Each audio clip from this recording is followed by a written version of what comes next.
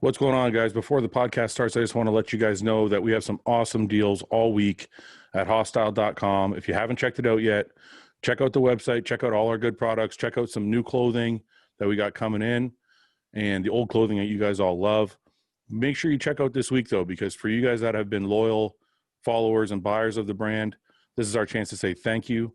And for you guys that have been on the fence because you don't want to necessarily spend a little bit of extra money it costs, this gives you a chance to check out Hostile and what we're all about and really feel the difference in our products, okay? So this week, Black Friday, we're going to run sales every single day, all the way, I think, right through Monday. So check it out, hostile.com. And when you guys get the products, if you're new, let me know what you think. Let me know how you like them. And if you're not, you guys have been on board for a while, thank you very much for your support. We appreciate it going forward.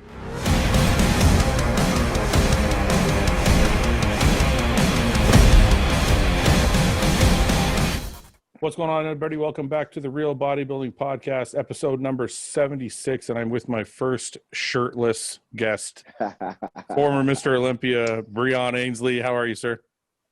I'm very good.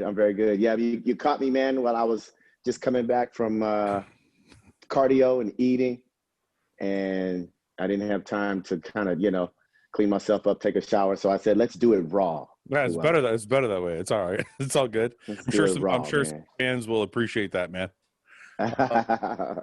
What's your days like, man? How many times a day are you doing cardio and stuff right now? Are your days really, really busy, or do things ease up as you get closer to the Olympia? Oh no, we're like burning the candle on three ends right now. I'm going to the gym 3 times a day, cardio in the morning. We train in the afternoon. Then go back at night and we train again. Cardio at night, posing at night. Yeah, it's no easing the way through right now. Maybe we ease it in that last week, but right now it's in 6th, 7th year, man. Yeah. So yeah. I want to get into some of the X's and O's because people generally like that stuff. How much cardio are you doing? I do an hour in the morning. We bumped it up. I was doing an hour in the morning, 10 minutes hit cardio after training, and then that was it. Now we bumped it up because I have to make weight. You know what I mean? It's a weight thing here with Classic. That's right. So that's right. We bumped it up to, yeah.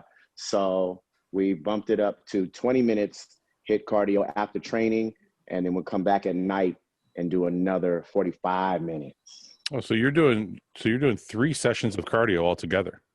3 sessions of cardio, yeah. So what's the weight cap for you? I don't know what it is. Sorry if I'm not familiar, but what's the weight? I have to come down to 180. What are you right now? 190. So you have 10 more pounds to lose, and you have what, 4 weeks? Yep. All right. Yep. But you don't have what is that? About 2 pounds a week, right? 2, 4, 6. 2.5 pounds. 8, yep. 2.5 pounds. Yep. But there's nothing left to lose, man. I saw your most recent picture. I'm going to show everybody really quickly. For anybody who lives under a rock who doesn't know who Breon Ansley is yet, I'm going to show you. This is Breon's Instagram page. Follow him, _. This is the most recent photo, or one of the most recent photos you posted. I don't know where you're going to get 10 pounds from. Yeah, that was what, 3 nights ago? That posing one that I did of the back double was just yesterday. This is crazy. Yeah. I mean, you can see, you can see there's a little folds underneath with the hamstring and the glute there. And then still the low back needs to be tight. That's where I see where I'm going to lose at least another, maybe, 4 or 5. Then we'll get to the rest of the 4 or 5. You know what I mean? When we shave off the first 4 or 5. let me ask you something. I'm gonna try and put you on the spot here because nobody ever does this.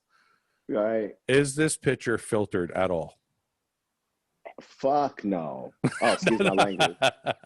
No, you can swear. It's all good. So there's not any structuring. Nothing. It's all just this. No structure. Yeah. No, we all know about that structure. No structuring. No way, man. Come on. Dude, this is sick, man. That's a really crazy photo. So I just want to show people a couple more shots just so they know what they're looking at. So this is, I mean, I could see a few pounds, but 10 is going to be like crazy. 10 is going to be crazy. But the good thing about it is I know for a fact I'll be the sharpest and most conditioned and most shredded up there. There's no doubt in my mind. All right. So how many times have you won the Olympia? Once or twice? 2 times. 2 times, right? And then Chris won last year. Can you, I know there's a lot of controversy around it, but can you maybe, if you had to guess yourself, if you had to put your own finger on it, what would you say the difference was last year and why he won? We're getting right to it. We're gonna get right to it. I'm gonna go here, Fouad, and I'm gonna just say it. I don't think it's nothing that has to do with his physique. Okay. It doesn't have anything to do with his physique. It has to do with him just looking opposite of me. Okay. You know, as far as a representative for the classic physique that they chose to have for the year. All right, let me I'm going to play devil's advocate in some of this podcast, just so, but I'm a fan of your physique. I'm also a fan of Chris's physique. I think you guys both have amazing physiques. Yes. But I am too. Let me put that out there before I, as well. Yeah. But I want to go back a little bit because I believe, correct me if I'm wrong, you started your career as a bodybuilder, right? Correct. Yes. Okay. You were trying 212. Yeah. I started in the 212, competing in 2014 in 212 class, and then I took 2015 off. But started in 212. So there was only 1 year as a 212 pro? 1 year. Okay. Yep. How did you do that year? Terrible. Okay. Terrible. Yeah. So when classic started, was it like you knew that was your class? You knew that's where you were going? It was like, it was kind of like a godsend for you? Oh, absolutely. Because, classic, my weight cap had to be, I turned pro at 176 pounds as a middleweight, right, at USA's. And so classic, just a few years later, the weight cap was 175, and I knew how I looked around that weight. So I said, let me just do that. I was playing the size game, in the 212 class, not my game, which is being sharp and having lines and details everywhere and outmatching everybody on the conditioning. And when classic came about, I said, well, let me go ahead and crack that open. I know I could do well at it because my weight class is the same of where I turned pro at. And I know my shape and my look at that weight class. Are you happier being this athlete, or were you the kind of guy that wanted to get huge, but you just feel like this is better for you?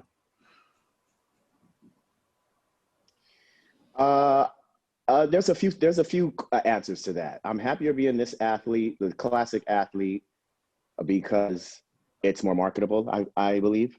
Yeah. It's more marketable. Yeah. It's more entertaining.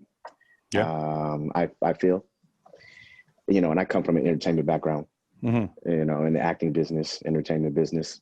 So those are the reasons why I'm really enjoying classic. But at the same time, now my body wants to grow. It wants to grow, and it wants to be it develop more than where my weight cap is. To see more potential and to see some growth. So now, kind of outgrowing it now. So I hope that they can increase the weight class. After this year, I really do. If not, then we're going to have to seek other challenges. Maybe go to the 212. You think so? I was just going to ask you that. You think again? So you would forego. Let's hypothetically say you take second this year, or even if you win, and then next year they say we're still keeping it at 180. Would you forego your championship status to go up? Well, see, initially I would say yes. But of course I'd have to think about it because, I'm not going to be going to the 212 to be mediocre. Yeah. I would be going there to definitely contend for a title and win right away. But I don't think I need to, like, I personally don't think with my physique, I need to be right at the cusp of 212 to win or to be competitive. I think I can be okay in mid 190s, high 190s. Yeah, I agree with that. I think I can compete pretty well. Yeah. So initially I would say yes to answer the question, Fouad. I would say yes, and say I would seek another challenge, and that would be the 212. But then again, I'd have to think about it and let the emotions, whether I win, whether I get first or second, and let the emotions, come down, and then make a more concrete decision. So the 212, the first classic Olympia was Danny Hester, and you won your first Olympia. Yes, Raisin Brand, Chris. That looks good. My fault. I'm talking to Chris in the background. He's got Raisin Brand. Chris Cormier, I'm living with Chris Cormier right now because we're in camp in San Diego. Yeah. He's got Raisin Brand right now, cereal right now, and it's talking to me. It's talking to me, Raisin Brand. He's fucking with so good. He got a big ass. Yeah, he got a big ass fried next bowl too. Damn, Chris. You don't have almond milk with that, do you? That's not very helpful, man. 4 weeks Low fat milk. Chris be doing it to me. I got a story. I got a story about Chris too with the crumble donuts, but we'll get into all that later. But yeah, we're in the zone, so we're okay. But I'll be noticing where Chris has around. That's for damn sure. So when you go to the Chris Cormier camp, he's not worried about your feelings. He is not worried about my feelings on food. No way. Hell no. Hell no. You know what? Man, we got to toughen you up. We got to put some texture to you. All right. So listen, I want to go back a bit because you won the classic in what? 17, 18. Right? 17, 18. Yep. Why do you think you beat? Yep. Why do you think you beat Chris those years? I feel that I was complete from head to toe. I didn't have any. Everything was developed from head to toe. No gaps in my physique. I want to say that I also walked the line of as far as what 212 and open bodybuilding also, brings to the table. And I think it was just a complete nice look all the way around. No gaps and great lines. Definition everywhere. Great conditioning. I'm just trying to draw the distinction between what happened 17, 18, and 19. So 19, you're saying you don't think it was something on stage that are you trying to say that it was his offstage persona maybe that carried him? Possibly, yes. Offstage persona. Now, I think Chris has very great shots. Certain shots that he hits are great. Classic shot, his front lat spread shot, his ab and thigh shot. But then, front lat spread shot is not enough. Those are only two shots that I think that he beat me in. That I think he they may have scored him ahead of me on. That was a 1 point difference, remember? So, they scored him winning 3 shots and me winning 2. But I think that those are the only 2 shots. If you're going to get into the nuts and the bolts of it, I think those are the only 2 shots that I think that he was even close to me in is the ab and thigh and the classic pose. Yeah. And we have 3 other shots though. We got front double, we got back double, we got side chest. Yeah. But I want to ask you, there's it seems to be tough for people to quantify what classic is sometimes. Some people say there is just a look, right? Like I remember this is how I'll explain it, and I hope nobody gets offended by this, but I remember seeing George Peterson on stage with you guys. I think he took third one year. I think he was third. I think he was third. I think Keon was fourth. And I thought, that was last year. Yeah, and I George thought George took third the past 2 or 3 years. I want to say 17, 18, 19. George was third. So my point is, like, when I look at George, I see a bodybuilder. He doesn't look classic to me. He looks like a bodybuilder. Like, he looks like, now that he's in the 212, he looks like that's where he belongs. So, and I'm not saying, I think you have classic lines. I think Chris has classic lines, but it's almost like there's a thing where people can't quantify what the classic look is, right? Like when you're telling me the judging, you're saying, well, I win this shot, he wins this shot. But isn't that more like bodybuilding judging than it is? Because there's an other category in classic. Like, does he look classic? There's not really, like, you can't put that on a score sheet. So there is the classic pose that they score. Yeah. The classic pose. Yeah, but so they score that one. Okay. But the overall look, like I was saying about George Peterson, like, if you stood next to George, right? Let's say George beat you on all 6 shots or 7 shots, right?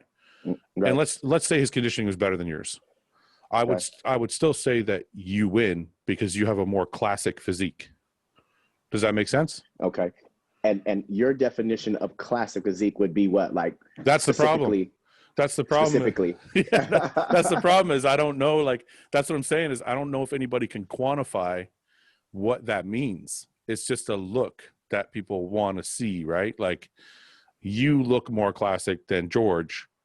Therefore, even if he beats you in a back double bicep and his conditioning is better, I don't think it matters. Does that make any sense? Yeah, no, I understand what you're saying, but and I understand why it's still confusing for everybody out there, because George still gets third place. You know, he still gets third place, which is great. Yeah. So that's still classic enough. Yeah, of course. You know? But what I'm saying is George could beat you and Chris in poses and be just as conditioned, but he won't beat you and Chris in classic because you guys have a more classic look. Yeah. But there's but I don't have a definition for that. That's the thing. Well, I guess let's see if we can depict what classic is specifically. I think classic definitely starts with a small, tight waist. We'll start with it there. I think it start and then goes from there with the flow of the body, with nice sweeping lats, a nice sweeping quad development, and nice flow of the whole body, which is not too rigid. I guess that's the word. That's everywhere, and it's a pretty flow. That's the word I think of when I think of George Peterson. I think of ridges, right? Like his body's very cut in, like a bodybuilder, right? Whereas you and Chris have more flow to your physiques. So the reason I'm saying this is you're saying Chris beat you because of offstage things, possibly because you beat him in certain poses. But what I want to ask you is, could it be the flow is what they're looking at? Like maybe do you feel like that's what their thing is? Yes. I think that and that is, I would say the flow is important in classic. The flow is definitely a part of the definition of what a classic physique is. Is the flow. And Chris has great flow. He has great flow. He has great sweeping lats. It's great shoulders. He has great X frame to it because his waist is so small especially when he does his vacuum pose. And I don't think and see, that's another thing. We're going back. So going back to George, I don't think George can even do a vacuum pose and kind of make his waist. He has a narrow waist already. Yeah. But I don't think he can make his waist even narrower and get the look of the sweep and the prettiness of the classic style. Yep. So where does that leave you this year? How are you going to take back your title?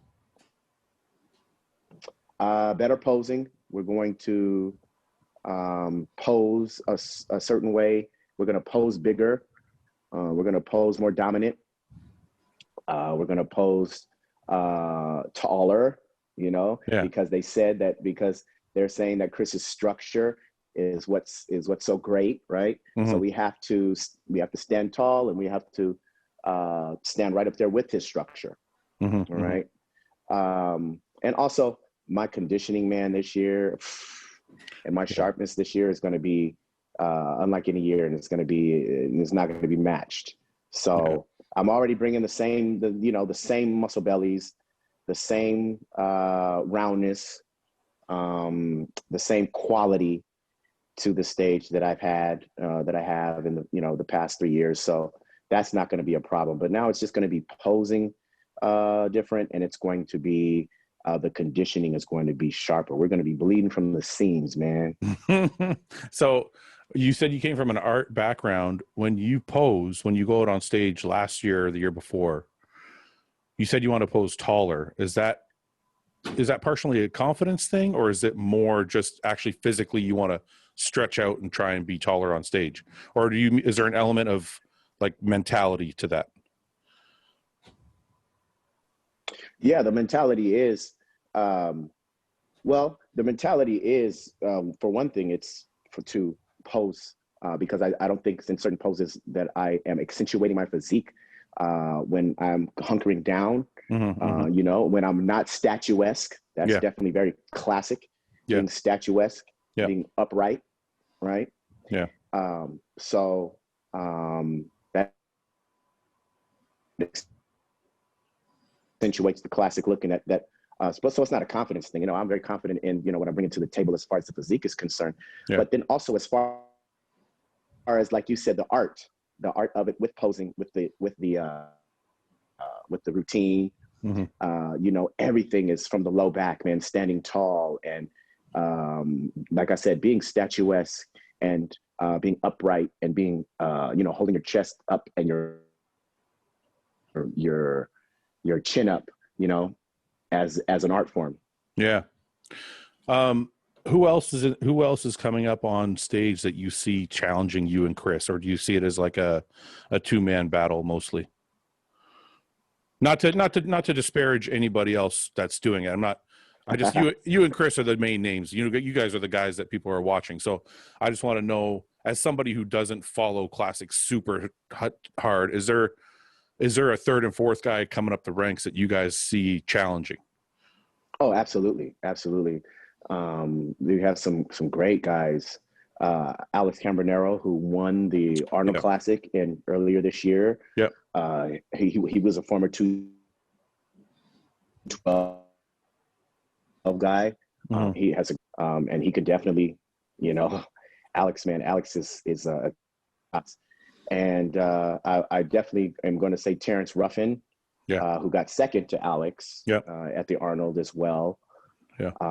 He's a killer physique, and he's bringing something special this year. And they're hungry, man. They're hungry. Terrence didn't compete in the Olympia last year. Alex he probably was disappointed with a 6th place finish last year at the Olympia, and so he's hungry. He wants more this year. He wants a gun for us. That's for sure. Do you think, and this is, I don't even know why I'm asking this, I'm just curious. Do you think Terrence beat Alex at the Arnolds? No. I think that was Alex won, rightfully so. You think so? Yeah. Why do you think he beat it? Because as somebody who doesn't, this is the thing about stuff like classic and men's physique. Sometimes it's hard to quantify as a viewer, like as somebody trying to judge. Because when I looked at them, I don't get me wrong, I thought Alex was amazing, but I had Terrence winning. I feel like Terrence's physique just flows more like classic. You know what I mean? So it's just hard. Like how do you make that distinction? Like why do you think Alex won? Yeah, I think that Alex. Well, and see, you got to understand that we're not there. You know what I mean? And we don't see the lines, and we don't see the refinement that the judges are seeing under the lights right there. Yeah. So pictures and all that we're looking at is does us no justice. So I'm just gonna say Alex was, because I agree, Terrence has just as good of a classic look as Alex, I think, and can definitely go toe to toe with even myself and Chris on a lot of the shots. Yeah. But I'm just gonna say Alex was sharper. I'm just gonna say he may have had more flow from lat to waist ratio, and shoulder to lat to waist ratio. Yeah. And I'm gonna just say sharper. So I'll just leave it at that. Yeah. What do you think of the rise of classic physique? Do you think any bodybuilders I've talked to all respect the classic guys? It's different than men's physique. We see you guys as bodybuilders too. So, but what do you think of the rise of classic physique, the popularity of classic physique, contracts that are available? Like, do you see it growing to be bigger than open bodybuilding one day, or do you see it just as it having its own place? I see it on the rise for sure, and I see it getting very, very big and very, very popular. I'm going to say on the Olympia level, it's never going to surpass the open guys, because that brand, the Olympia brand, was built on the open guys. Maybe classic, will surpass the open bodybuilding in the Rock show, FitCon or Fit World. Or other shows that are created, maybe Arnold, because now Arnold is talking about classic a lot more, and it has a different framework of what Arnold is trying to, how he's trying to promote it and things of that nature. So as far as the Olympia is concerned, the open guys are always going to have the. I don't mean the Olympia. I mean more like in general, just in the sport in general. Do you think there will come a day where classic will surpass the open bodybuilding? I'm not trying to stir up trouble for you. Right. There's a whole bunch of bodybuilders going to send you shitty messages. I know. To be honest with you, I think it's going to be right up there with it. I think open bodybuilding is always going to have its place. They're always going to, because I enjoy looking at those guys, man, and the years that those guys put in to develop the muscle that they do. Definitely well respected. But I think classic is going to catch it. Yeah. And be right up there with it. Now we're talking about surpassing it. I don't know, because they get 400,000. For an Olympia. We were at 50 right now. Well, 40 Chris got last year. Yeah. So that's a lot of ground to make up. It's a lot of catching up. Yeah. That is a lot of ground to make up. You know what? I do eventually think that we're going to get there. I do eventually think their classic is going to get there. I'm glad you brought that up, because I actually want to ask you about that. So when it comes to, I have my own theory about why this thing is this way, but when it comes to the stage, we'll start with the stage. When it comes to the stage, why do you think, I shouldn't say why do you think, how do you feel about the fact that it is such a disparity between the 400 and the 40? I mean, obviously open's been around a lot longer, but if a third of the audience or half of the audience is coming to see classic, is there part of you that, I don't want to say upset, but is there part of you that's like, hey, you know what, we're here, like we need more? Or are you just like, it's cool, I'm going to do this anyway, you guys decide when you're ready to put the prize money up for us? Oh no, there's definitely a big part of me that says that classic needs to be paid accordingly. Classic needs to be paid as the draw that we bring in with the excitement that we have, and like you said, if there's a half of or a third of the people that are there to see classic physique, then we should be paid accordingly from that revenue being brought in.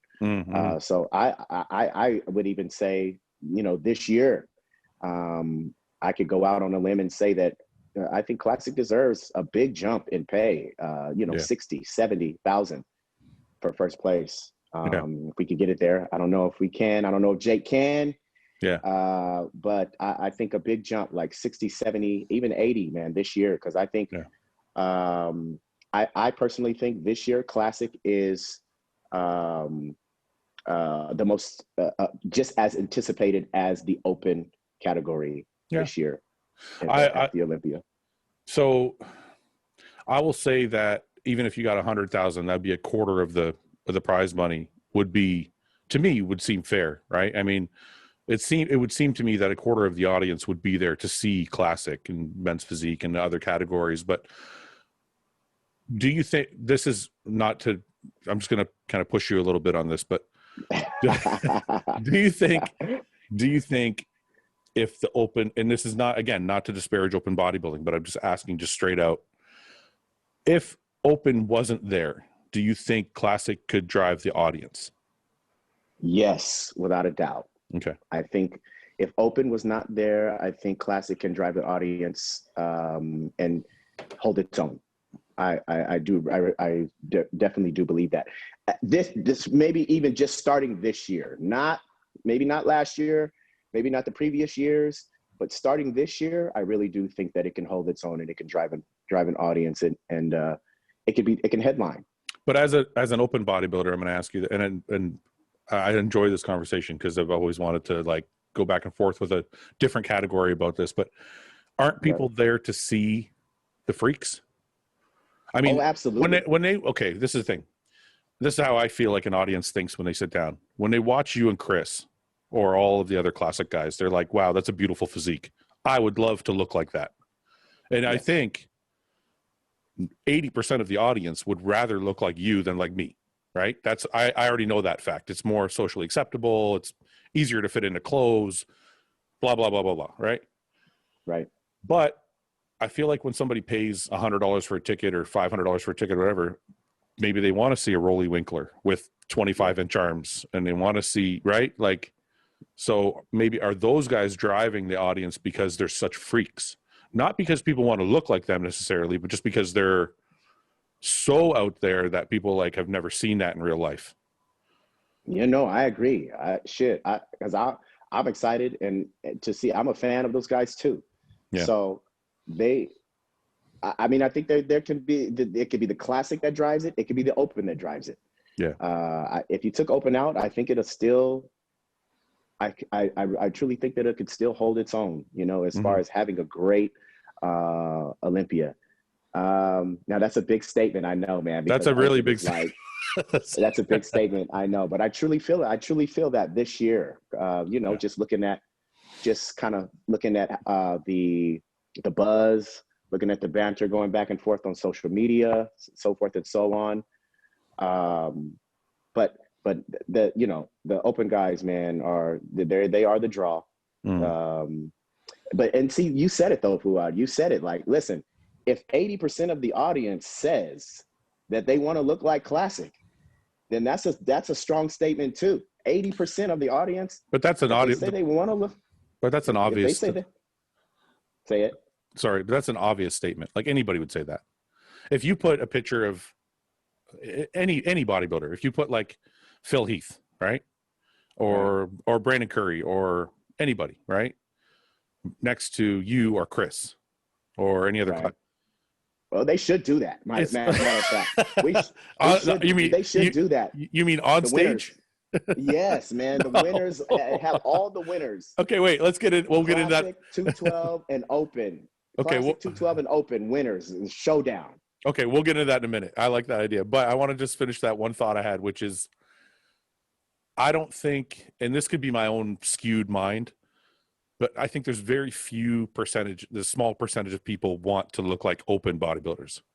Most people do not want to have 35-inch quads and just they just don't want to walk around like that. Most people want to look normal, be able to look athletic, whatever, all those other words you use. But so that I think I know, but that doesn't necessarily mean, even if 80% of the audience wants to look like you, there might be a lot of guys, and don't take any offense to this, okay? But there's probably a lot of guys. There's probably a lot of guys in their gym that look athletic. So it's not like, even though they're obviously not anywhere near your standard, it's the crazy freakish bodybuilder that they're paying to see.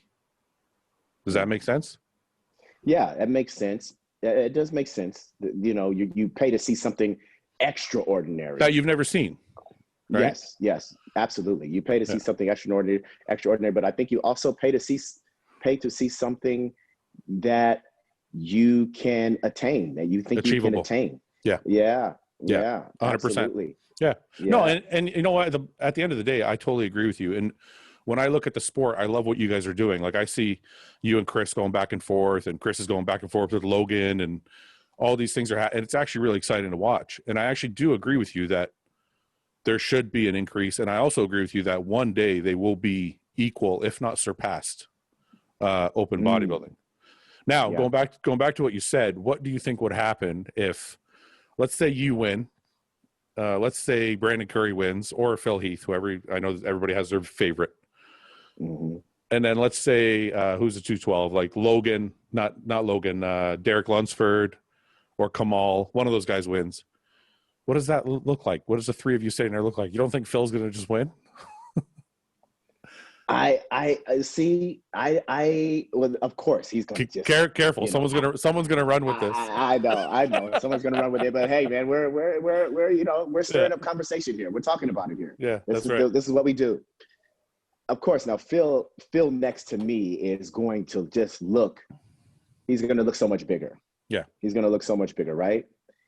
But of course we're not judging it on that. Or Phil, even next to the 212 guy, is going to look so much bigger. But we're not going to judge it on that. Let's judge it on. See, that'll be hard. Wait, I have an idea. I was going to say like pound for pound. You know what I mean? Yeah. Pound for pound, who looks better with what they have and the way the muscle sits, the waist to shoulder ratio, all those things. Absolutely. Yeah. Absolutely. Okay, or you could do it like this, which would be kind of exciting. You put. And I'm just going to guess some winners, okay? Let's say you win. Let's say Derek Lunsford wins. Let's say Phil Heath wins. The three of you are standing there. Oh, wait, who's the men's physique guy? We're going to put men's physique in the category too, or no? No. Because they're wearing shorts? Doesn't count? Yeah, they can't. You got to show your legs. You You can't. They don't. Much love to them, and I got friends, that are men's physique guys, but you can't. You're not in the showdown if you're not showing your legs. The poor men's physique guys. They never get no respect. Okay, so hey, but the men's physique guys, man, they're on the Saturday night ticket. The Saturday night ticket. It's us. It's us. It's bikini. It's men's physique, and it's open bodybuilding. So there is a draw for them too. They are probably the most attainable of everybody on that stage. You know that, right? Yeah. So. Yeah. Okay. So let's go back. So the three categories are up there. What if the audience got to cheer or vote for who they think wins or who they want to look like the most? That would be pretty fucking cool. Oh, see that? There you go. Kind of like how they do a what did Rolling win last year? Like the people's champ or whatever. Yeah. Kind of like a people's champ type of deal. Because maybe you could even throw in like some artistic posing. Yeah.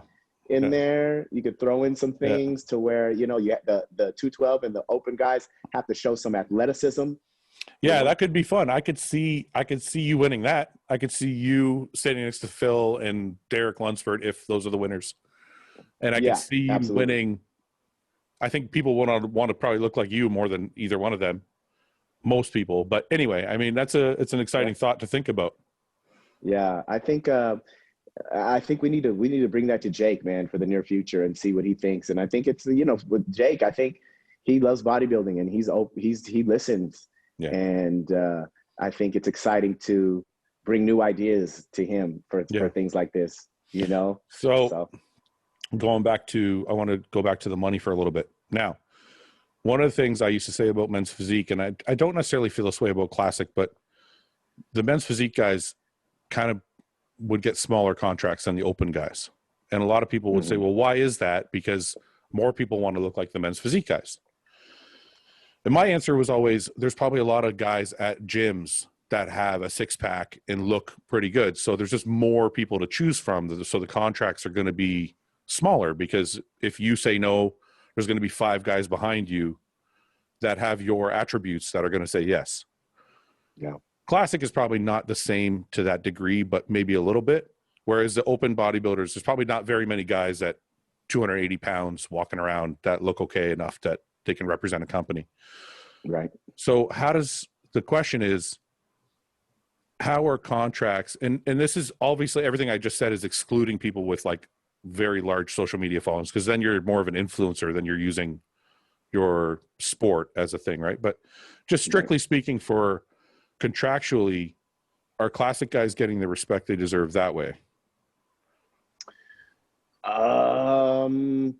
Well, if you incorporate the social media aspect of it and the engagement with social media, yes. Mm-hmm. To be honest with you, I think it's maybe even surpassing the open guys as far as contractually, mm-hmm. because of likability, because of maybe persona, because of attainability and a dynamic of the person. Yeah. You know, I know we have some great personalities out there, you know, as far as open guys too, but open guys are just, you know, not as bouncy and as lively. You know what I'm saying? They're more hardcore and quiet. Yeah. And for a hardcore brand, for sure, you know, that works. That works for a hardcore brand. But if you have stuff that's you have products that are for a lifestyle, mainstream market, lifestyle mainstream market, then I would say that classic and physique is even surpassing the open guys contractually wise, as far as per month salaries and things of that nature. Huh. Do you know, I don't even know if you know this, and just to give people an idea, but and I don't want you to say yours, but what would be the average, do you know what the average yearly salary or monthly salary be for like a decent classic physique guy or a top 10 classic physique guy? Do you have any idea? I could put it out there and tell you what I'm getting from HD, and then, you know, I don't have any no shame in my game. Are you sure they want you to do that? Let me see. Maybe you should second. Maybe. I have no problems putting it out there, but let me just go ahead and protect them, because I don't know if they would want me to say. But so to give you like a range, maybe, I think it would probably see, and that's the thing, Fouad, like nowadays it has to do with social media. It has to do with the social media, and if you have a YouTube and what your engagement like is on all these platforms, you know what I mean? Yeah. It's not just strictly what you're doing as an athlete. True. You know, 100% true. I think that's where open bodybuilders fall short. I feel like, and I've been a little different that way through my career. I've always done a little bit more online. You know, some bodybuilders now coming up like James Hollingshead, and, you know, Luke was very, you know, proactive that way, but most bodybuilders aren't as good as classic guys or men's physique guys at having their own YouTube channel or putting out content or these kind of things. Where do you think we're falling short? How do you think we could be better and be more like the classic guys at like being more open? I think it just has to come through it's in the person. Yeah. You know, it's just in the person. But what about, what are you doing? But I don't necessarily mean piece of personality, because you're right, that's in the person. But like, you're just not, like, for you, for example, you're just not lazy about it. Like, you have a YouTube channel, you're constantly posting. Whereas, and I'm asking you kind of to speak to any bodybuilders that are watching that might be coming up. What can they do to learn from the classic guys and learn from the men's physique guys to just be better and actually get those contracts? Because I have a supplement company, right? And I look around, and inevitably it's always the classic guys or the men's physique guys I see that have better followings. And not only do they have better followings, they're just doing more. They have their own channels. They're all, so how do we help these guys? Like, what do we do to help these guys get better? I think you said it. It's just it's doing more. Mm-hmm. Like, I have to be conscientious all the time about posting stuff for my representatives, about posting for my stuff, posting for them. It's a job. It's a job. Every, you know, all seconds throughout the day, post my meals, post what I'm doing with girlfriend, post what I'm doing, you know, in camp right now, post what I'm taking. And every moment you have to be conscientious of it, and you have to put the content out there for the people to see what you're doing. And it's a job, and you have to treat it as such, and you have to just do more and be, like you said, proactive with it. And then that's just it. That's just it. Just let everybody see what the hell you're doing, man. 24 hours of the damn day, you know? Do you ever feel stupid doing it? Do you ever feel like, and this is speaking from my own personal, because I'm more, and correct me if you think this statement's wrong, but I feel like bodybuilders are more introverted than classic guys or men's physique guys. You guys are more kind of open, more charismatic, those kind of things. So I've posted stuff before. I'm like, oh, that's stupid. I'll delete it and I won't post it. Are there days where you like just don't want to post, or you've posted things and deleted them because you're like, I don't want to post that, it's stupid? Or like, do you go through that, or are you just kind of like cool with whatever you create? Yeah, I do go through that. Yeah. Sometimes I'm like, oh man, I don't feel like, posting today. I don't feel like letting the people know what I'm doing at this moment, or, that moment. And some things maybe are silly, I definitely, because we're human, we're all human, right? And so we all have our, we all are in our minds about certain things, and maybe, what do you call it? Insecure maybe about some things. But all in all, man, listen, it's you as a job, you just have to man up and do it. And do it. If you want salary, if you want to make money in the business, and especially, branding yourself, getting out and doing your own thing, and having your own supplements one day, having your own apparel one day, having your own coaching business one day. You have to be proactive, and you have to be out there and have to be talking to the people on a moment to moment basis. That's just the times we live in, and it's just the way it is. Yeah. I'm trying to get through to these younger bodybuilders who are coming up who don't. The number one thing they say to me is, I feel stupid. I feel stupid. And plus, they'll say to me, my life is boring. I don't do anything. I just go to the gym. So it's like, how do you solve that puzzle? Like, how do you, if all you do is go to the gym and eat, right? And maybe spend time with your girlfriend sometimes.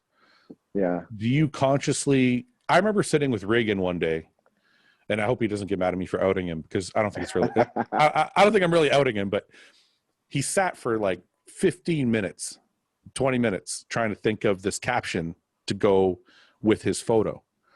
And the reason I bring up Reagan is because Reagan, I think, has mastered social media. I don't know why. I just feel like he posts something and he writes a caption, and it just kind of all flows together very well. He's very good at it. But he sat and thought about it for like 20 minutes. And I'm like, I've never done that. When I post something, I'm just like, okay, that's good. Send it out. So what I'm asking you is, do you consciously create these things? Like, do you consciously sit and think, this will be good, I'm going to position it this way, I'm going to write this thing with it? It's a full thing. It's not just like, this is what I'm doing and put it out there. Oh yeah. There are those moments for sure when I consciously, I've done that too, with that, sat 15, 20 minutes trying to think of a caption. Babe, I can't figure out a caption to go with this video or picture. I'm just stumped right now. And maybe I'll leave and come back, or sit there for a minute. But yeah, I have too. And it's, even like, you want to think things through, and I'll even go to bed thinking about what I want to post the next day and how I'm going to lay out the whole next day's posting. Absolutely. Wow. Absolutely. That's really eye-opening. That I think a lot of that probably going to help a lot of young people to know, because I think we get lost. Like, even myself, like, I'll see like you're posting or Reagan or whoever, like, you that's good at it, and you're like, you feel like maybe you're not as good at posting because it's not coming to you. Like, you're not posting the same things, right? And you're like, well, how come it's so easy for them? Yeah. But what you're telling me is it's not really easy for you. You take the time and you think about what to post. And now you're telling me even think about the next day's posts. Absolutely. That's extremely helpful to anybody young that's listening, because I don't think these young bodybuilders are planning out their next day's posts. Yeah. So that's an extremely helpful thing. So thank you. But absolutely. what's it like living with Chris? What's it like? There's two parts to this. I'll start with the positive side. What's it like having Chris mentor you? And is it a mentorship? Is it a diet coach? Is it just posing? Like, what exactly, how does Chris help you? We train, and he helps me with the posing. Okay. Who does your diet? Who does your diet? Anybody? Yeah. Brandon Gertis with Body Geeks. Okay. Yeah. So sorry. So I just wanted to get that out of but so Chris is helping you with training, posing, and you're living at his house for how long? Until a week out. No, I know, but how long have you been there for? Oh, I've been there for a week already. I got here Sunday. And yeah, it's Sunday today. So I've been here for a week. So you'll be here for another 3. So you'll spend 4 weeks at Chris's leading up into the O. Yeah. And this one was a shorter one this year because just what I had going on in LA. We're in San Diego now, but we usually have spent. And when we were in Kuwait, I think it was 6 weeks. And then when we went to Arizona last year, it was 5 weeks. So in the 5 week range, we usually will hunker down. This one is a little bit shorter, 4 weeks now. But nevertheless, man, we hit the ground running. What's it like living, training, posing with Chris? Is he like, is it super intense, or is he more like laid back? He's a laid back person himself. Yeah. He's laid back, but when it's time to train and when it's time to hit those 2 sets, hit those 2 failure sets, then it's as intense as ever. It's as intense as ever. And that's what that's what helps sets my physique apart as far as now when we get into definition and lines and refinement that these judges are going to see and conditioning. And he always tells me too, don't ever do cardio, don't ever do any steady state cardio, no matter how long it is. Yeah. Really? And don't ever do any steady state cardio. Yeah. Go hard on the cardio, What is that? What does that mean though? What does that mean for like a 45-minute session? Like how hard are you going? Man, a 45-minute session, I'll go up to, say it's on the treadmill. I'll have a 15 on, I'll have it on an incline with 15, and I'll have like a 3.3, 3.4 speed. Jeez. For 45 minutes. Are you holding on to anything? I might hold on for I'll play with it. Periods of holding. Yeah. Yeah. Periods of holding on, and then really exert myself for like a good 10, 15 minutes and then hold. And if I'm holding on, then we're going to go up to, we got the treadmills at the gym, man, that go up to 20 and on the incline. So I was at 20. I was at 20 on the incline today, huffing, going at a speed 4, holding on. Really? So, yeah. Huh. So what about posing? How long are you guys posing for? We pose for a good 30 minutes, 40 minutes a day. And it's round and around, like just short breaks for breath, or what is that? Yeah, rounds, quarter turns, mandatories, take a break, take 2 breaks, go back again. Yeah, every day. Every day. Okay, obviously Chris has developed a serious relationship with you. Like you guys are very close because it's evident online. So explain to me how it makes you feel when Chris is, because I remember there was I don't know the specific posts because I don't read through all the comments all the time, but I know there was a lot of shit being thrown back and forth after last year's Olympia. Right. How does that feel for you? Do you feel like do you like when Chris does that shit and like sticks up for you and has your back, or do you wish he would kind of like chill a bit so that it's not so like there's no attacks and stuff going on? Oh no, I love it. I love it. Yeah, I love it. I absolutely love it. He's because Chris has his eye, man, is just like he's been in this sport for years, and he sees what he knows what he sees. Yeah. And he had the seat right there, damn near with the judges, right behind him. And for him having my back like that, man, that's everything. And because he sees what I'm going through on a day-to-day basis, he sees how the body is looking and how it's changing. And so I love him having my back, and I love him going to bat for me, and I love him being aggressive out there when he doesn't think something is right. And I love him for it. But do you think, obviously anybody would love that their close friend has their back. I mean, that goes without saying, but does it cause undue stress when there's like Instagram fights going on and shit like that? Would you rather not have that stress, or are you like, no, people need to hear the truth, or Exactly. your truth or his truth? The latter. Yeah. People need to hear the truth, and people want to, they want to know, they need to know what's really going on, and they really need to know, and whether it's one way or the other. If there's other people that think, very strongly that in the opposite direction of Chris, then we want to hear from them too. We want to hear why, and we want to hear their opinion, and we want to hear their strong statement as if it's contradictory, of what Chris is feeling.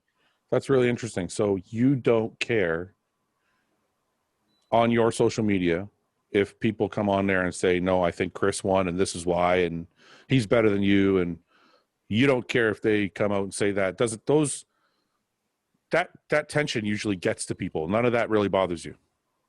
None of it bothers me, because I know how hard I'm working, man. Shit. I know how hard I'm working, and I know what I bring to the table, and I'm just so ready to showcase, I'm just saying, it fuels me. I'll say, okay, watch this or watch that. I don't need to be fueled by them anyway, but, because I'm already, I know I'm more confident in just my hard work and what I'm going to be able to showcase on stage through my hard work. But I like I've grown up playing sports all my life, and that's what we do. We talk shit. That's what we do. We talk shit. I played positions in sports to where we were shit talkers. I was a defensive back in football. All defensive backs are shit talkers. I ran track. All sprinters are shit talkers. Yeah. You know what I mean? And then let's see, I played a little basketball too, and I was a point guard. All point guards are shit talkers, right? Yeah. So you I enjoy love it, I enjoy it. I take it for what it is. I don't let it get, I don't let it get into my skin. I don't let it get too thin-skinned about it all. It's what sports is all about. This is sports, and this is competition, and it's what it's all about. It's people going at each other, and let's face off, mano y mano. Let's do this. You have to beat me. I have to beat you. Yeah. And then at the end of the day, we laugh at it, and I think we just appreciate the competition, and whatever happens. And then we get back to the drawing board, and we take each other's heads off on the next one. Is that your equation for being above it all? Because honestly, like when I watch your Instagram, whether I'm watching like a story or a post or whatever, I'm like, this guy's above all the shit. Like, I don't know how you live above it all, right? Like, some people are in the shit. Like, they feed it, they live in it, it bothers them. They, you know what I mean? I've been there myself, right? Yeah. You seem to always be smiley. Like, I don't give a fuck what you all have to say. Like, I'm good. No, again, I'm human. I'm human, right? So some of the shit does get to me. Okay. And there was a point this year where it did get to me, you know what I mean? Where I had some interview I was going back and forth with Nick Strength and Power, and I had something that I was talking to Bradley Martin about, and I was it. Do you want to tell me what that was about? I didn't catch that one. What was that feud about? Okay.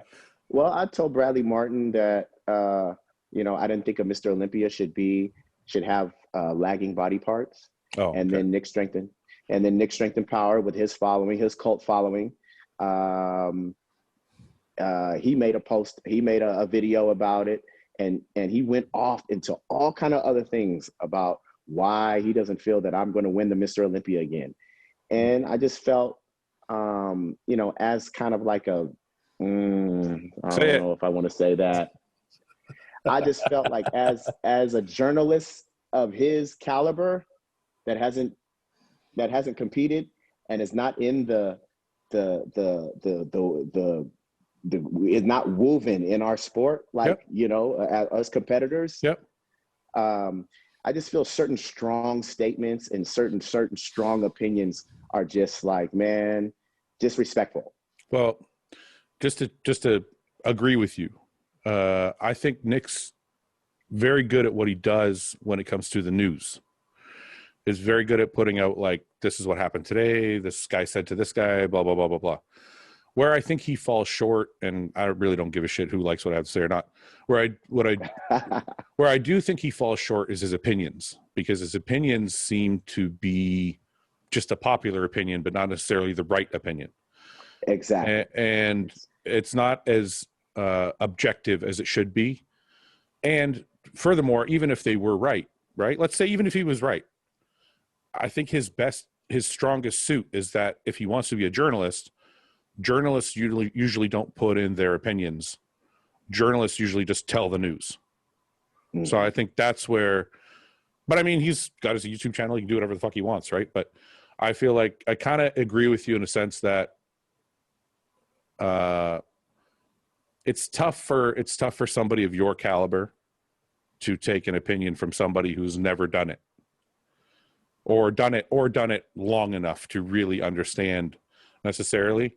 So I don't blame you for feeling that way, but so that's what happened. That's what happened. He just kind of went off on his thing, and you guys had it. So go ahead. So then I made a video in response to his video saying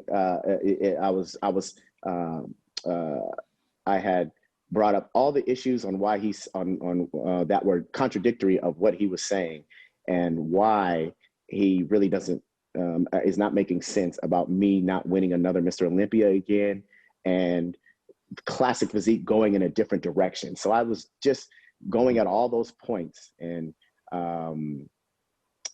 proving that they were false points that I thought. Yeah. Right. So then I have all his followers, just attacking me on my YouTube, attacking me on my Instagram, saying things, all kind of things. And at that point it was a little overwhelming. But I said, you know what, man, let me just understand what's going on here, understand who I am, understand that at the end of the day, I have to get to work and I have to perform. And, you gotta let the naysayers be naysayers. Yeah. And I also Fouad, I also said, you know what, I'm going to embrace it, because, hey man, if I guess, there's something true to form when they say, if they're not talking about you like that, or you're not being attacked, or you're not being challenged, then you're not doing something right. So that's right. I guess I'm doing something right. Yeah. When they stop talking about you, then it's a problem, right? Okay. So I won't keep you too much longer because we've been on for a bit, but I want to ask you a couple personal things. How long you been with the girlfriend? 3 years now. Are we going on our third year? 2000 and oh boy. I better get this right. Yeah, I better get this right. We were official in the 2018 Olympia. So we're going on 3 years, 18, 19, 20. Yeah, we're going on 3 years. More than 2 years. I know that. Is she involved in the sport too? Yes. Her name is Danny Phelps. She's an IFBB bikini pro as well. Okay. And she's beautiful. Does she compete? Yeah. Does she compete a lot? She no, she's been off for the last year. So she has her ears and nose steaming to get on stage next year. She's gonna she wants to crack it open next year and like shock the world next year. So she'll be ready. How is it? A lot of people ask me like what the best scenario is for a bodybuilder or competitor. Is it better to be with somebody who competes or not somebody who doesn't compete, or all these different scenarios, right? How have you found, I mean, obviously you guys are happy because you've been together for 3 years, but is it ever a struggle being with somebody who competes, and have you competed at the same time before and had those struggles? Yes, it actually is a struggle. But I'm going to say, first of all, overall, it's the best thing because of the understanding, of course, of what you have to do and what needs to be done to improve the physique and to keep improving and to have what you need to have. Yeah. But then when you have two competitors, maybe who are prepping at the same time, and then you're in a relationship, like I need her to do certain things that I need her to support me in, but she's saying that she needs the support too from my end. Yeah. Because she's in prep as well. Yeah. And then, maybe you guys are in low calories at the same time and kind of tired. And so it kind of, there might be a little rift, as far as that is concerned. But all in all, it's, I think it's a beautiful thing because the overall thing is that it's an understanding of what each person needs on a moment-to-moment basis as far as competing and as far as looking your best, and the support that you need, in a relationship. So I would say way more so than having somebody that does not compete or does not understand, the aspects of it. Way better than that scenario. Yeah, I feel like the toughest part of it is the attention. I feel like if okay, you gotta go. No, just holler at Chris for a second. It's okay. We're not going to be long, but I was just going to say, I feel like the toughest part is the attention, not necessarily I know when I'm prepping, I want my wife to worry about me. What am I doing? When is it time for me to eat? Am I sore? Do I need an ice pack? Just take care of me for the next 3 or 4 months. And she doesn't, don't get me wrong. I cook all my own food and all that shit. She's an ambitious person, got her own job, but I still need that emotional attention. You know what I'm saying? So I feel like that's the toughest part is you got to share that emotional attention with somebody else who's looking for the same thing. Yeah. And as a woman, they're emotional anyway, so they need the emotional attention. Yeah. All right. So it could be, we haven't got all into it yet because she's not deep. We haven't been in the relationship when she's been deep into prep. Yeah. And I know she's going to lead a lot more emotional attention as the time, moves on. Yeah. So, and I'm ready to give that to her. Even if I have to take, if I have to take next year off, I'm even thinking about taking next year off maybe because I've been going hard for the past 4 years. And then, just supporting her and helping her reach her goals and helping her reach, her dreams. And so she's probably had to sacrifice a lot, not letting you, but being okay with you taking off to Chris's for 4, 5, 6 weeks. I mean, that's got to be a sacrifice on her part too, right? Oh, absolutely. Absolutely. Yeah. Is it easier for you in prep? And this isn't a knock on her because I know guys that feel better this way, but is it easier for you in prep when you are away and you don't have to, you just can focus on just what you're doing, or is it easier when you're there with her? I would say it's easier when I'm away because just for me, I'm always thinking about, is she okay? Yeah. What does she need? Yeah. Is she okay? Babe, are you okay? You're good. We good? And to not have to be conscious of that is good, to where I could just focus on am I okay? Yeah. And everything that I need. Mm-hmm. And even if she says, even if it's even subconsciously, mm-hmm. Even if she says, yeah, babe, I'm all right. We're good. I'm all right. We're good. I'm always thinking, it's in my mind where I'm thinking, okay, is she good? She's good. She's good. She's good. Do you need anything?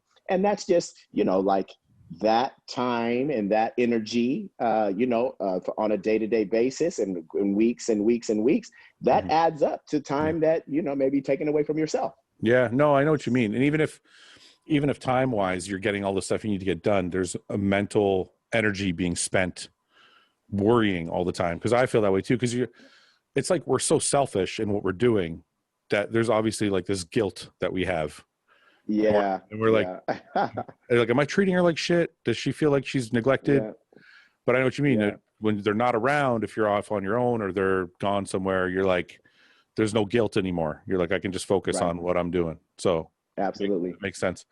I mean, and I think it's a good thing too, to not necessarily have the guilt, but just be conscientious of how your girl is doing, man, and want to, just cater to her, how she's feeling, always want to know how she's feeling, always want to, do your best in support. So it's still a good, healthy thing, but in prep, maybe not so much. In prep, we got to be selfish. That's right. Yeah. Last topic. I just want to ask. So you said you were into entertainment. What how have you done any shows? Have you done any acting gigs? And are you going back to that after bodybuilding is done, or like, what is your plan? Is that just a hobby? Yeah. I was heavily in the game in from 2002 to 2009, 10, heavy in the acting game. Yeah. Yes, and I was in some great stuff. I was in probably a few of my most memorable projects were a Mountain Dew commercial. You guys can look it up. That's on cool. Google. A Mountain Dew commercial that I went out to China for. And it was it aired over the X Games, and it was a big deal, big commercial, Mountain Dew commercial. I was in Fast and Furious, the fourth one. Really? Yeah. What did you do? What was your part? What was your part in the movie? Anything No, it was just a one-liner, and I was I was an FBI agent in the GPS room. That's cool. Yeah. So I'm trying to look up your Mountain Dew commercial. Yeah. Maybe if you look up Breon Ansley Hero, it'll pop up. Breon Ansley demo reel. What is? Oh, the demo reel. That's my reel. One second. My acting reel. One second. This is good shit. I want to show this. I can't believe that's you. That's you with a fro. That's me, man. Look how young. Just another. I'm gonna let people hear this. A nigga. Toby is going to be the latest addition to our troupe. I'm playing the role of John Shaft, and right here we have Erica Estrada. We've got a lead on the Farrah Fawcett Majors. And Elvis. Oops. No, I told you, Caesar, Elvis is yesterday's news. And plus, he's a ripoff. He stole everything from my people. Elvis is cool. We need to find... Really?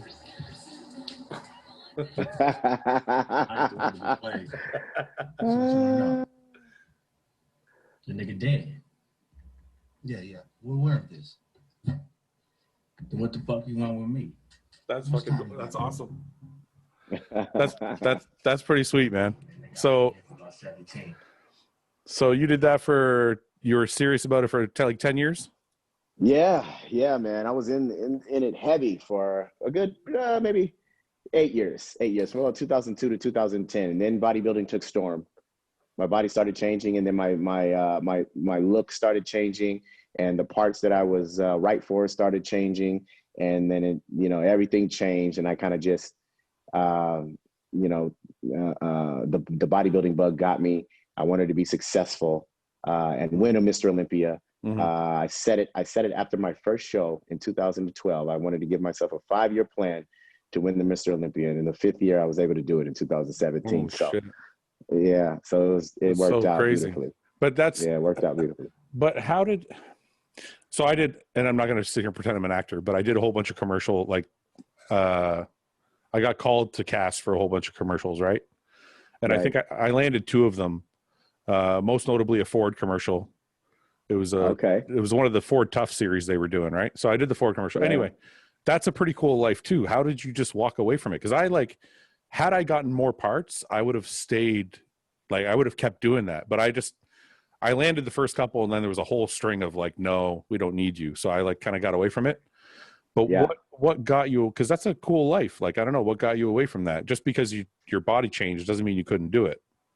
Right. No, exactly. But I'm still dibbing and dabbing. I still have a manager. I still have a sports and specialty agency that I'm hooked up with.